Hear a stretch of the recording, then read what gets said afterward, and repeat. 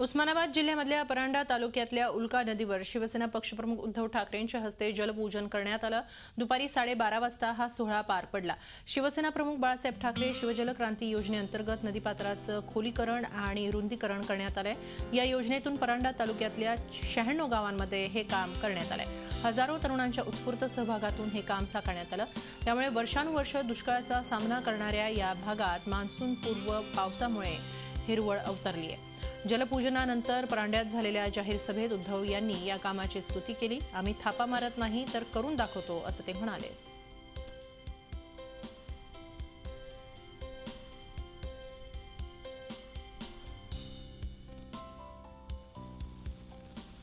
एवढा पाऊस एवढं पाणी कित्येक महिन्यांचं वर्षाचं आम्हाला पाहायला मिळालं।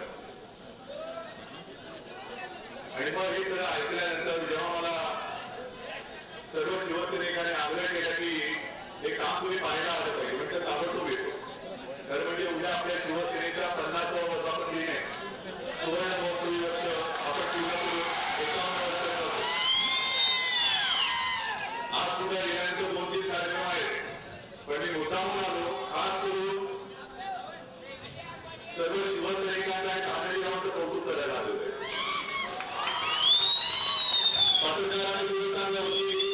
या तालुक्यात 135 किलोमीटरचं शिवजल क्रांतीचं काम झालेलं आहे।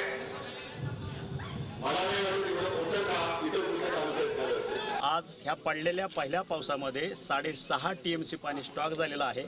4 धरणाचा, याच्याशिवाय आम्ही 4 धरणाचा गाळा काढलेला आहे। त्या गाळाची क्वांटिटी 2,84,000 ब्रास आहे।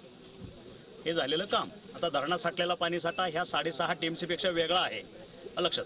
आणि त्याच्यामुळं आता जो पाऊस पडलेला आहे याच्यामध्ये आमचं वर्षभराचं पाण्याचा प्रश्न ह्या जवळपास 125 ते 150 गावचा संपलेला। झी 24 तास रहा एक पाऊल पुढे।